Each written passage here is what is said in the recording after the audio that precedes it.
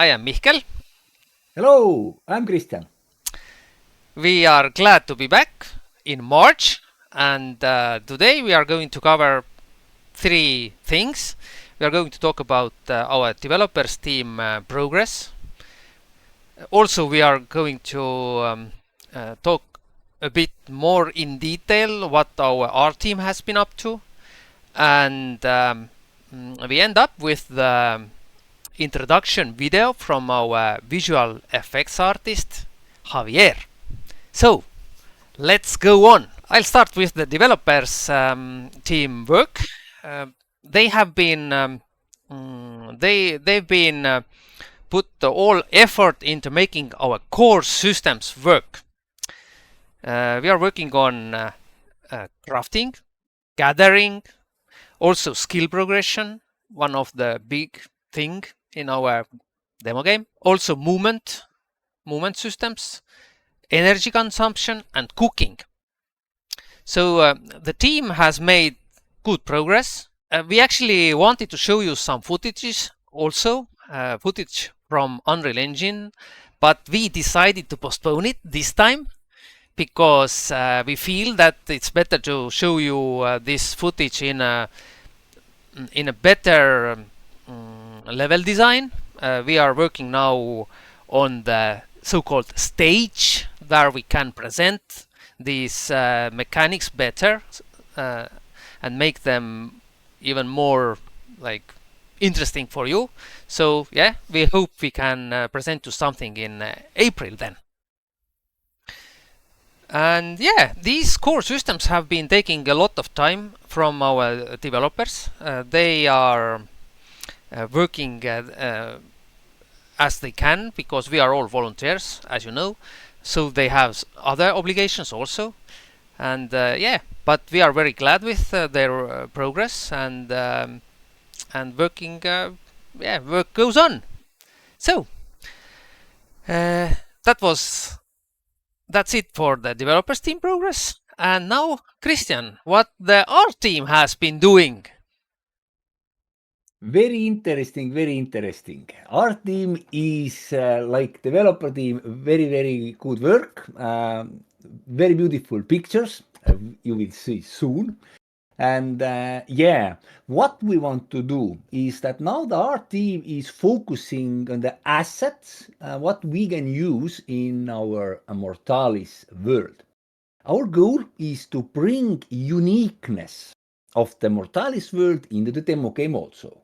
So we will give you a sneak peek into some of unique parts, plants, shrooms that can be only found on the planet Mortalis.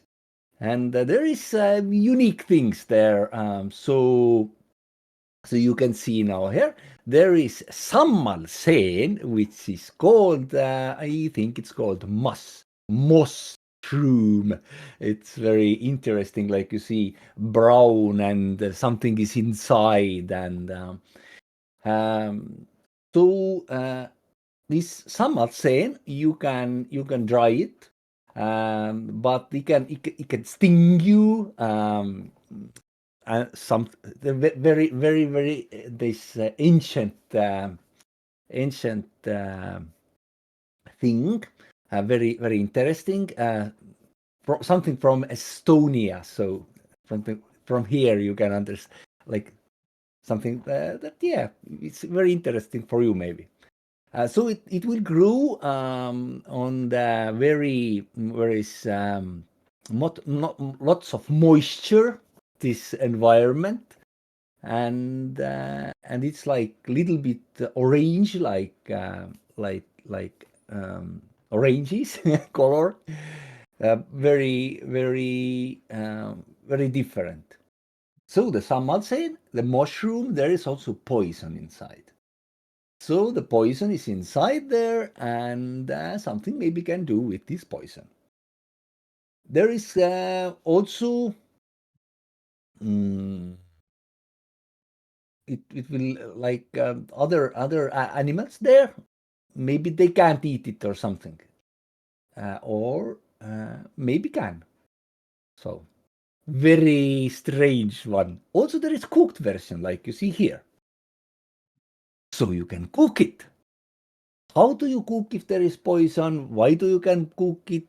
Is there some side effects? You have to find yourself a little bit later, but very interesting. So it's only one. What we want to tell about even showing you this one is that there is so many different and unusual plants and things in our environment, maybe what you are not used to. So don't pick up anything just like that, or observe first and understand the flora and fauna first when you act. So very interesting. Then there is Roniv mürgipuu. There is like wines. So this is like some kind of wine tree. So there is leaves like you see here, green leaves. There is also berries, but they're very, very poisonous. Again, poison somehow is there. It grows almost everywhere where the seeds are going. So the wind or people are like doing the thing, or animals or whatever. Can go up tens and tens of meters when it's like it's stuck on the trees or walls or something like that. So even if you touch it, you can get the poisonous effect, same as if you eat the berries. And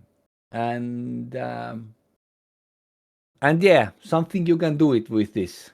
You see this beautiful, beautiful berry there, this white one with the green, green root there is very poisonous, but again, something very interesting, very interesting. Then there you can make there is Konnatatar. There is this kind of next one, like you see, where it's very green, and there is also some kind of pea-like fruit elements. You can make rope out of it, even, and grows very fast, very high. It grows fast and is very high. And will grow very fast, like yeah, it spreads very fast. So it's like yes, can be like 7 to 20 meters from mother root, different kind of like vicinity, 7 to 20 meter can spread. So yes,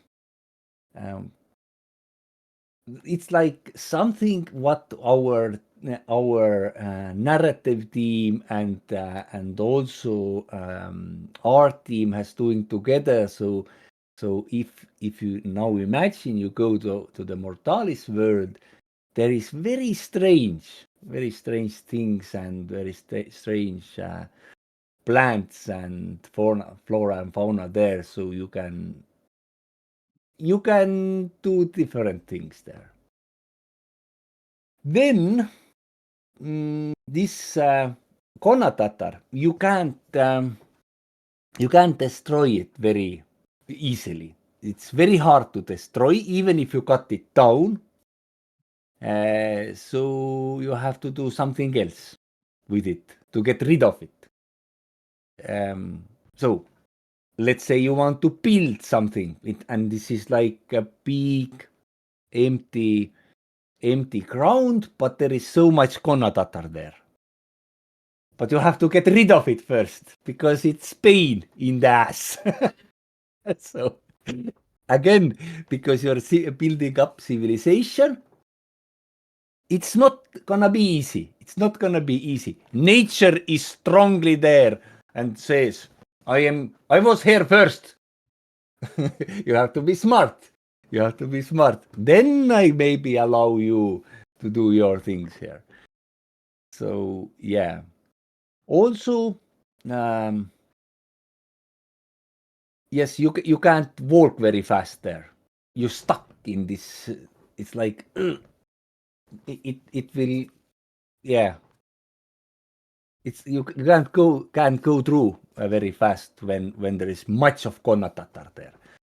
So yeah, you are very slow to move if you want to move through the data. Maybe it's good for PvP, I don't know. Maybe it's good some other times. Maybe it's good not to take it away. Maybe you build your house there from the lakes or something, and the animals and other who wants to go and attack you, they are much more slow down now. Maybe you use this Konnatatar with your advantage even. We don't know. We don't know. You have to be clever there. So also, it's good food for animals who eat grass. So like home animals, like cows and something like that. Very good for them. So it's useful. It's useful. And yeah, you can even create some kind of clothes out of it. So look, there is good and bad hand and hand there. So interesting. So next there is a labyrinth tree, like you see here. Very interesting tree. Labyrinth tree, like you see, is like labyrinth. You want to go and explore the tree, but there is labyrinth. You can't go near the tree if you don't find the way. Also, why it's good, why it's bad? What's going on the tree, growing on the tree or inside the tree? We don't know. We don't know. You have to find it out yourself. Yes. So then there is giant spruces, like you see here, very giant. Actually, this is a smaller one, but there is even bigger spruces. But imagine if this spruce was as big as maybe you can build even little village there. It's very humongous. So imagine if you can build 3 villages. So it's like in our book, actually, in the story of Badass. If you have read it, then you know. yes, there is so many different things, and what we want to actually do, and why we show you these pictures, and a little bit explanation. Add to explanation for there is that you understand that the world what we are creating and the environment is not to just run through or gather, grind, but to understand it, use for your advantage, and to learn from it. So the immersion can come out because it's some kind of similar, but some otherwise it's very unfamiliar environment, and you want to experience that first. Otherwise, it can be crucial for you, even deadly. so the world of Mortalis, where you will start to build up the civilization, before that, you have to understand that. And there can be different kind of learning curves, let's say that. So yeah, that's what we are doing with the visual side and the back side. Like Mikkel said, there is the development cycles and systems and what we are building. And that's why we have different versions of the demo game, so we can test it out, so we can create it, and later when we are finally starting to build an online game, we can take the systems and put all together, and then you can go and enjoy it. So very interesting journey. If you haven't yet started, then there is, of course, there is book out. If you want to read the book in English, language. Soon, you are able to do that. Little bit time more, and that's there. So you can enjoy our Mortalis world through the story first. Yes. Great. And also, of course, there are many more things that our art team is doing. For example, they are working on user interface elements and the whole design. So it's going to be very interesting. We saw just today the first visuals, and it was very fascinating. So yeah. Yeah, good. Thank you, Christian. Now I think it's time for Javier to introduce himself. Let's hear what he has to say. Hello, I am Javi, and I am a VFX artist, part of the game developers team of Mortalis game. I joined the project some months ago when I was searching for a new project, and I thought this game was quite interesting one, so I decided to contact the team and see if I could join them.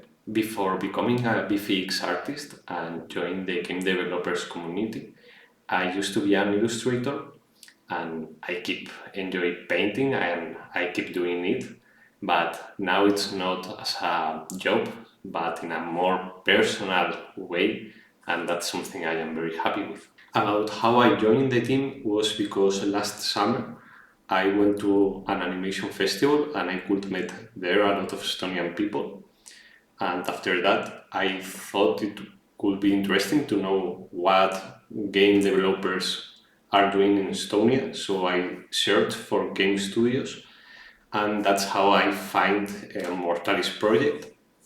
I contacted them because I thought it was quite an interesting project, and fortunately I could join the team as a VFX artist. About what I enjoy the most in game dev, obviously it's VFX, because I have always enjoyed watching all those particles and effects moving during a gameplay. But there are also other interests, like the game mechanics. I really enjoy watching how someone has to play a game and how it's built. And also I really enjoy the environment scenes. Stop for a moment watching all the little details people has built for making the game believable. What I like the most about the Mortalis game, it's the story behind. I could read it and I quite enjoy it. Also, there's this vision for the game to make it as much as cooperative as possible for the players. So instead the players fighting each other for the resources, they have to cooperate for surviving, and that's quite nice. As I said before, I really like the cooperative side of this game. So when playing it, I would like to create paths and buildings around the world that helps people to travel from one side to the other in a faster and safely way. Thank you, Javier. That's it for this time. See you again in April. Hopefully we can share some more insights then. And meanwhile, have fun! And play some games.